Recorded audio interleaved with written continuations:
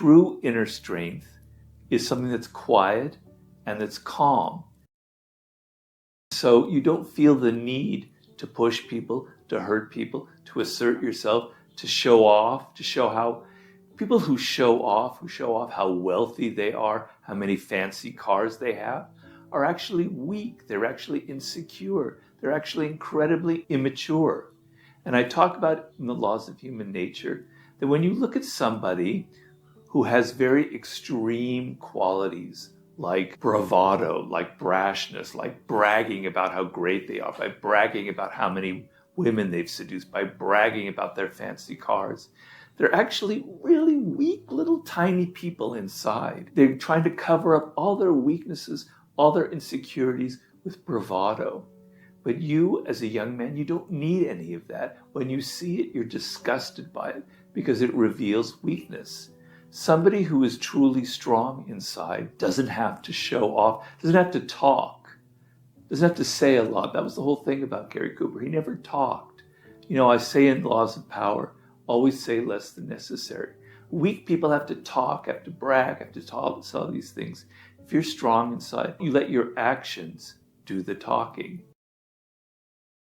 Stop turning inside and thinking about yourself and about what you want to say. Turn it around and look at them and look at what they need and what they want and what their problems are and what they're going through. You can't have success in life or anything that you want without the ability to influence people, without the ability to have some degree, some persuasive powers. This could be with your children, it could be with your spouse, it could be with your colleagues or your boss. The sense that you cannot have any influence on them is extremely uncomfortable for us. It makes us very neurotic. It makes us very unhappy, and it's a sense of powerlessness. So the first thing we have to agree on here is you want the ability to influence people. You want the ability to persuade them, to be able to move them to some degree in your direction, to get them interested in your ideas, and to be honest with yourself that this is something that you want, all right? The second thing you have to be aware of is that you're usually going at it from the wrong end. You're thinking first and foremost about yourself. This is the number one problem that afflicts humanity in the world today. We are all becoming so much more self-absorbed and so much more narcissistic.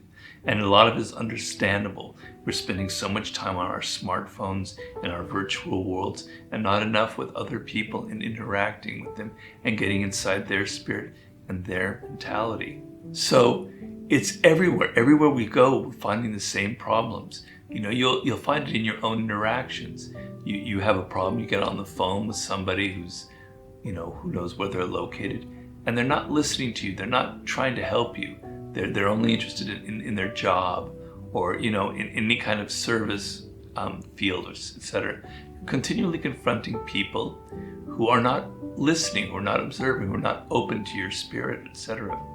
And so you've got to reverse the whole game. Let's say you have an idea for an amazing film, and all you need is $6 million. I mean, that's a lot, but that's, for Hollywood purposes, pretty cheap. You need $6 million to fund, right?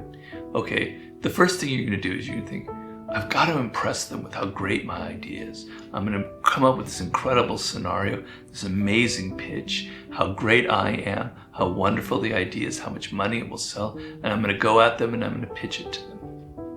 And then you discover that after all your work, they're not listening to you, they're not interested, they're kind of indifferent. You scratch your head and you go, what? I spent hours, I spent days crafting this perfect pitch and it's not working. It's because you're looking through the telescope in the wrong side, right? You need to be focusing first and foremost on them. So let's say there's a target you have, like a film producer who you think would be perfect for them. Instead of thinking about you and your project, your first bit of research is who they are, what kind of films they've made, what their last film did and how it succeeded or failed. You know, what will please them? What's in their mindset? What is their interest? What are they looking for? And once you start that game, then you're going to change everything. You're going to alter your pitch so that it's the same ideas, but it's appealing to them and they're interested in what they need, not what you need. And they'll feel it, they'll sense it, and it'll have a much greater effect on them. think in 2 tracks. I want your life to be on 2 tracks when you're in your 20s. Most people, it's either 1 track or it's like 5 tracks, okay? I want you to have 2. And what do I mean by that? The 1 track person is, I gotta go to law school. I gotta make a lot of money. My parents are pushing me. I gotta become a doctor. I gotta make 6 figures by this time. I better get that job at Goldman Sachs, etc., etc., etc. That is a person who is destined for a life of misery, quite honestly. Yeah, you might make a lot of money, but you're going to burn out at some point. It's kind of soulless. It's not going to get anything deep inside of you. You know, you don't really know. And what's going to end up happening, you will have, your 20s will pass, and you will have no fun, no adventures. You won't be learning anymore. It's just that 1 track. Other people have 5 tracks. I'm going to try this. I'm going to try that. I'm going to go to Europe. I'm going to live in a band for a while. I'm going to start a podcast. I'm going to write a book. I'm going to do this. I'm going to do that, etc. I'm going to open a restaurant, etc. Great, fine. You'll have lots of exciting things that'll happen to you. And then you'll turn 30. You haven't really built 1 solid skill. You built a lot of 5 kind of half things. And it's set the pattern for your life. You're going to be wandering forever, forever, forever. As opposed to the 1 track person who's going to burn out and who's going to become perhaps a drug addict or something like that. You're going to become someone who has no discipline, who just keeps going from this, that, the other thing. And that'll be your pattern. It won't be a very satisfying life. The 2-track mind, the 2-track 20s is the source of power. What do I mean by that? 1 track is you are open, you're adventurous. You're young, for God's sake. You need to have some fun. You need to be open. You're only in your 20s once, right? You want to try some different things. You want to have adventures. I did that in my 20s, not to say that I'm the paradigm for everyone out there, because a lot of things I did wrong, quite honestly. But that was one thing I did. I tried everything, okay? But the 2-track mind is I had focus. I knew that I wanted to be a writer. So I talked to Joost, my partner, who, as I said, was extremely helpful, wonderful man. I said, look, if they don't want this book, we'll return the advance. We'll find somebody else who buys it the way it is. Wow. Which was a very bold act on our part, right? And we said that to them and they backed down, right? So for better or worse, because it's gotten me a lot of trouble in life. I'm not trying to say I'm some paragon, that everyone should follow me. My rebelliousness and my weirdness has gotten me in a lot of trouble before. It led to a lot of non-success. But I understood that if you're going to make something and you want to reach the stars, you want to hit the gold, you know, get the pot of gold at the end, you want to really strike it rich, you have to be bold. You have to. So that book could either be an abysmal failure, which is very likely could have been, or it will be a great success. And I tell people this all the time. I think it's a very important lesson to have. Don't be afraid of failure. Don't be afraid of losing. Don't be afraid of people rejecting you, right? Stick to your guns.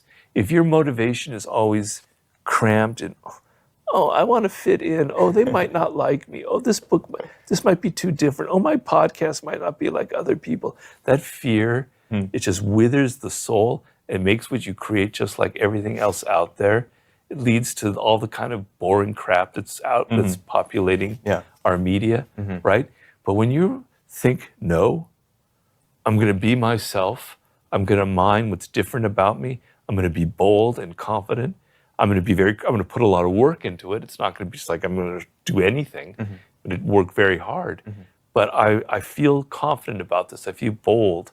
Mastery, the book mastery is a key component of that. So it's not just, so when I wrote the 48 Laws of Power, I had 20 years of experience behind me with all kinds of shit jobs, bad bosses. I was a journalist for many years. I learned how to write. I developed real skill. So I could be bold because I felt confident. I knew I had real skill. I knew I had learned a lot about history and life, that I could do this. If I was just 23 or 24 thinking, wow, I'm the greatest piece of thing that ever walked the planet Earth, I can write this book, it would have failed. I had the boldness because I knew I had the skill. So If you know you have the skill, you know you have a great idea, just fill yourself up with energy and excitement about it and stop listening to so many piggly little petty voices around you trying to tell you to fit in and be like other people. I mean, I have an ego, and for me to say I don't would be absurd. I have an ego, and it's definitely there. And success has probably ballooned that ego. But the reason it doesn't get out of control is not a good one, I'm afraid. So it probably stems from my childhood, where, I mean, I had a good childhood, but I never ever felt like what I was doing was enough. I never felt like I was actually gratifying my parents. I never felt like that they were satisfied with what I was doing. There was always a sense of unease, right? I was never like praised that much for anything. And so it kind of created this level of insecurity in me where I have to keep trying again and again and again to please people, to get what they want, to do what is satisfying to them. Oftentimes in life, a negative quality that you have from childhood can be transformed into something positive if you know how to do it and turn it into something productive. I've wrote about that a lot in The Laws of Human Nature. And so whenever I have done anything in my life, I always have this feeling like, man, that wasn't very good, Robert. It's actually kind of really stupid what you wrote. It's really actually quite boring. It's actually just a piece of shit. You know, there's nothing to get excited about. It's not the best thing in the world because it's always pushing me harder and harder and harder, probably led to my stroke. And I should be able to relax and sit back and go, you've written 7 books. They've been successful. Can't you just rest on that? Can't you just feel happy about that? And I do feel happy. But I'm also driven to write my 8th book and to make it better than all the others. And so if I didn't have that, I would become very complacent. And I've noticed this with a lot of writers. They write their first book or their second book and it's successful. And they keep repackaging it, the same format, the same idea, into book 2, 3, 4, and 5, and 6. They don't want to have to put in the effort. The success has gone to their mind. They're more interested in success than in thinking, than in actually creating new ideas. And I get very bored, to talk about something about we just talked about. I get very bored when things aren't constantly moving and changing in my brain. So I'm not allowing myself to ever feel happy about the work I do. When I write a chapter, the first draft is just awful. It's but awful. I wouldn't want anybody to see it. And I work on it again, and the second version is awful, but a little less awful. By the time I reach the 5th version, it's okay. I think it's okay. So I'm very hard on myself, and that is a break on my ego. And it would be good if I could let up a little bit on that and relax and realize what I've accomplished in life. But to answer your question, what's the larger lesson in life? If your reward in getting something done, in creating something, is attention, right? If what you want is attention, which is what drives most people these days in the era of social media, then your sense of gratification comes from other people, okay? And that's very ephemeral. You can never make that solid. And it builds up your ego. It makes you feel, wow, I'm fantastic. I'm amazing. I've got all this attention. I've got 5 million followers. I'm an influencer, etc. Okay. But it's very ephemeral. It's not anything solid. It's going to leave you and it's going to make you depressed in 4 or 5 years when some younger influencer comes along with a bigger audience and you're kind of forgotten because it's not coming from inside, it's coming from outside. So the way to get out of it is to be inner driven. You want to create something for yourself. You want to leave something lasting. You want to have some kind of legacy. You're inner driven. And when you're inner driven, then it's not about your ego. It's not about attention. It's about creating something great for the world, contributing to humanity. That's kind of the lesson that I have here for that.